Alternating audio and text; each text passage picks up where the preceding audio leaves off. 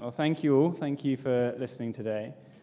Look, I'm going to give a little bit of an overview of what we're really seeing in the market through, when you walk through various stands and when you walk through and you see the headlines in the news, it's hard to kind of cut through the noise of what's really happening. So a little bit about me. My name's Challans. I'm the CEO of a company called Resonance. We own the Quantum Insider, and we work across a number of deep tech verticals. My background is not as a scientist, so please don't hate me if I get anything wrong. I'm previously a technology investor, so I've come from a very different world. I'm going to go over a little bit about our business. I'm going to go over the quantum market so far in 2024. I'm going to talk about where the money is, which I know is of a lot of interest to people, and also around what we're seeing in ecosystem development. So I'm going to canter through these, don't worry. So very quickly, my business provides the market intelligence to navigate the technologies to shape the future. We're a 50-person company, VC-backed, and we cover quantum, our flagship business, and a number of other emerging technologies. Everything that we do is underpinned by our data. We own our own platforms, which provide information on everything that's happening in every company, every university, every academic group within the quantum technology market and the other markets we operate in. And we work with some of the biggest and influential companies and organizations in the market. So, what is happening in terms of investment in quantum? So all of this is taken from our platform. On the bottom left, it shows, and you're going to have to really zoom in right to the bottom here. We've got from 2012 through to 2024, and you can see something very clear that happens around 2020, is that suddenly we've got a bit of excitement around quantum, and that's where many of you may have seen the term quantum hype. Well, that's why people are saying quantum hype. You see it's gone from 2012. This is private investment into quantum. And then we've had a little bit of a precipitous decline in 2023. Now, obvious question is, why on earth did that happen? Well, basically what we saw was 2021 and 2022 was a time of exuberance. I won't call it irrational exuberance. I'll just call it exuberance. And then what we saw is in 2023, every single market declined by about 50% in terms of private investment. So quantum was no different.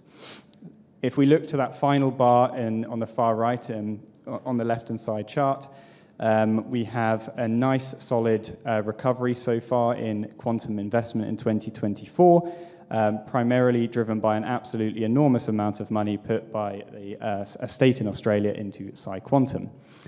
However, with all the details aside, we're looking pretty good compared to where we were this time last year. But there is a problem, and that's on the right-hand side. So what this shows is startup creation by quarter since 2021. I'm no good at plotting things, but it doesn't take a rocket scientist to see that is a slightly declining trend, and we'd want to see that going upwards. That shows two things. One is that we're maybe running out of ideas on how to set up a quantum startup in the quantum market, and also it's maturing for consolidation. Yes? Could you clarify that the graph on the left, is that saying that PsiQuantum has the highest amount of investment? Well, it isn't just PsiQuantum, but it drove an enormous amount of that bar. That's right. Perfect. So are we in a quantum winter? No, quantum winter concerns are overblown. We did a study with IQM at the back earlier this year where we looked at this. We spoke to not just the vendors who have a obvious interest in talking about how strong the quantum market is, but the end users. So people like Alexei at Moderna, who's running quantum algorithms on these systems. And he's saying, no, it's not winter, it's just got a little bit colder. So where is that coldness coming from? There's not as many startups being made or founded. And also what we're seeing is that quantum companies have a high bar to hit in terms of going past Series B. There's only a few quantum companies that have really succeeded in going so far, raising enormous amounts of capital. Why? If you raise a Series Seed, you don't have to have revenue. If you raise a Series A, you don't have to have revenue. As soon as you start to get to raising money later on with Series B, people start to look for this magic thing called revenue. And that gets hard in quantum because we're still trying to build stuff. I won't go over this much because I want to leave time for questions, but very high level. Firstly, every time I do this slide, it prompts a company to raise a load of money and make my slide wrong. So today we had Quantum Source raise $50 million. This is just a selection of bigger funding rounds, which I've pulled out to show that this market isn't just very early stage startups. We're starting to see much larger investments. And of course, there's some nice, interesting leaks around potential IPOs. With big valuation numbers being thrown around between 5 and 10 billion. I think this is good for the market. I think we're going to see more public companies eventually, and it shows that it's starting to eventually mature. But all of this, I would argue, is relatively irrelevant. Why? Because what we've been talking about, that kind of $2 billion a year in private funding, that dark blue line roughly in the middle, pales in comparison to more important things, in my opinion. So all I've done on the far right is just put that in perspective of what a large private capital raise looks like in most sectors. Quantum, if anyone says quantum's got too much hype, say not really, because it doesn't have anywhere near the level of investment we see in other markets. So let us not fall down into this ridiculous trap where people are saying we're doing too much investment in quantum. We are not. We're not doing enough. What are we missing? There's financing from big tech companies. So when we talk about billions of dollars going into quantum, we often forget big companies like, the top companies in the world in terms of market cap. Microsoft is putting loads of money into quantum. You saw the announcement this morning. You've also got IBM, AWS, Google.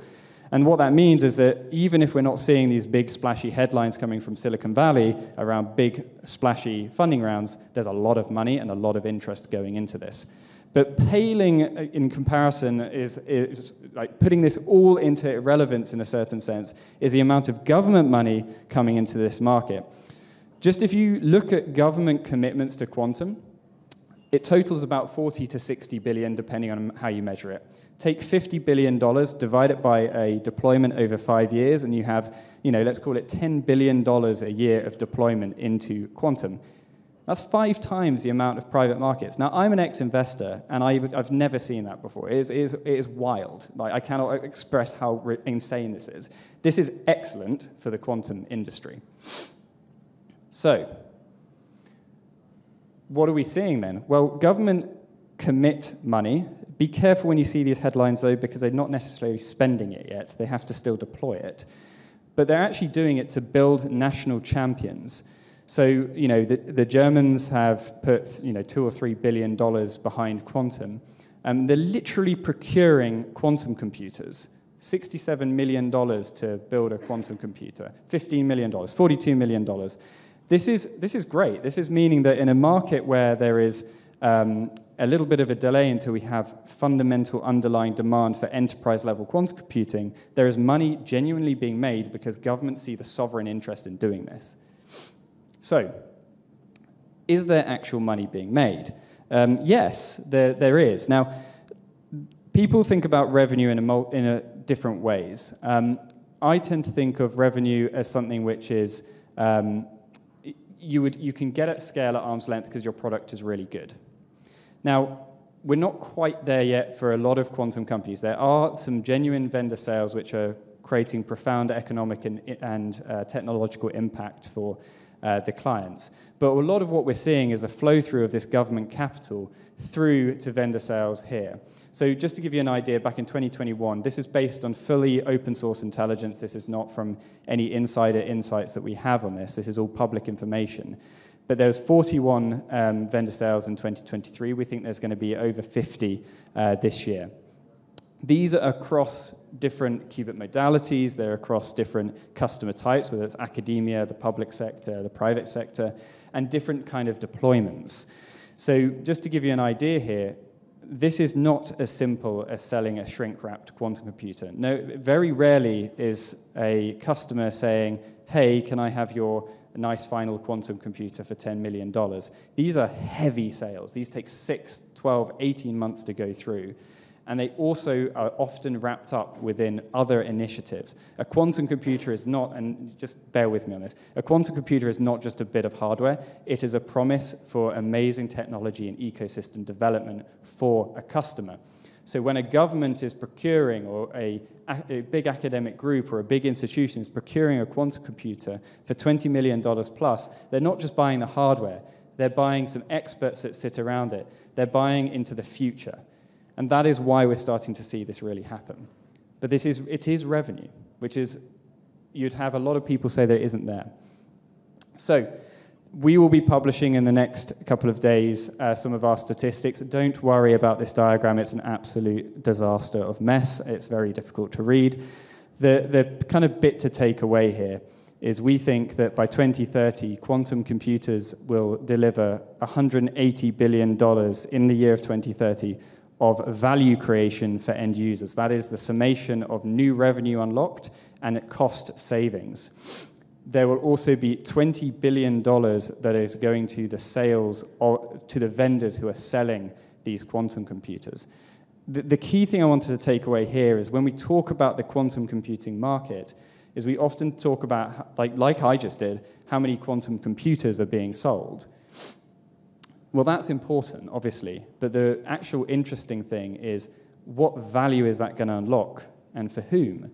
And it's not just going to unlock value for the hardware manufacturers. The hope and why everyone, I believe, is doing this and building quantum computers is to unlock all these use cases, simulation, machine learning, optimization for real industrial and real use cases.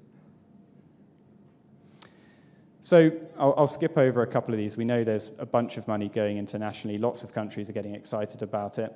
The big word I would say for 2024 is the term quantum economy. Anyone, hands up in the room, has anyone used the word or come across the word quantum economy yet? Okay, all right, it's starting to happen.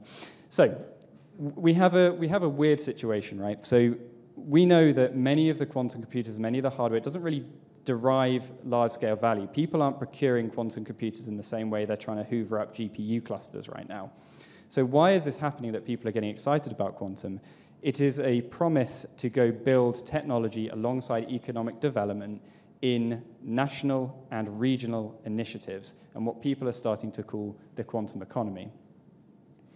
What we're seeing is there's the emergence of innovation hubs. So has anyone here kind of heard across about the tech hubs in the US?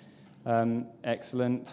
So the idea here is that there are a number of organizations that are being founded that bring together stakeholders across the quantum ecosystem, whether they're investors, academia, quantum companies, or even the end users. And the idea is that these institutions are pulling all this together into something which has a clear vision for the region.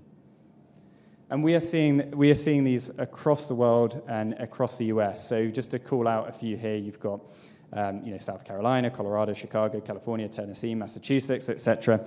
These are all states that are really building quantum initiatives. And the idea is not just to build another quantum computer. The idea is to build proper economic development in their region. So I'm going to pause there, and thank you so much for listening, and happy to take any questions unless I'm out of time, Yuval. 33 or 41 national quantum programs, each aiming for 10 to 25% of the global market. That's right. What's going to happen there?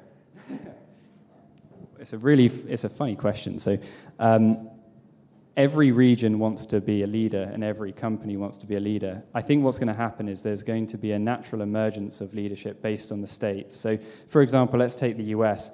Not everyone's going to have leadership in trapped ion quantum computing. So maybe we'll see Montana leading in photonics. Maybe we'll see Maryland leading in trapped ions.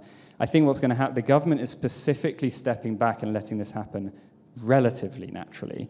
But it will be, in terms of long-term industrial logic, we'll need to see specialisms in regions. Very good. Let's give a hand to Alex. Thank you very much.